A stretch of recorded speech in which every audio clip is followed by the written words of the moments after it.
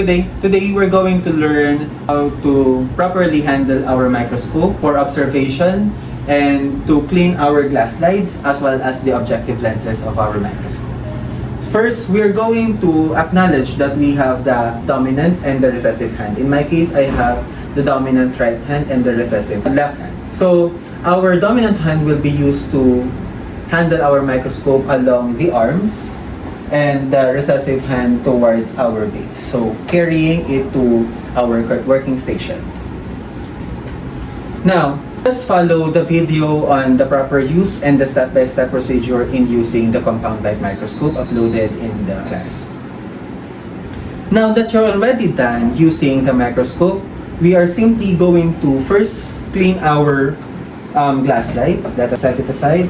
So in cleaning our glass slide, we are just going to have a drop of our cleaning solution to our cotton ball.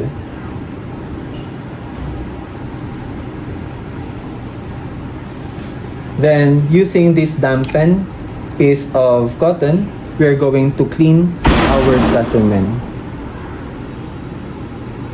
Make sure that you do it gently and gradually to not destroy our specimen. Then, we can have our glass slide back to its specimen box.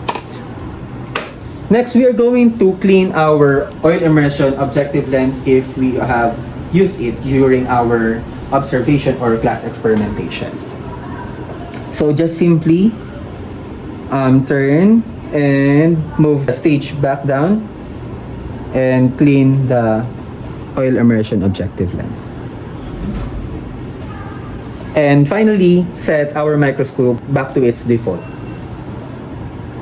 through the scanning objective lens. Set the cotton ball aside to the trash. Now, in carrying back our microscope,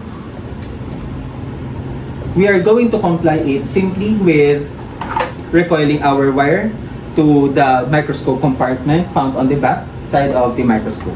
So make sure that the microscope is on its default program.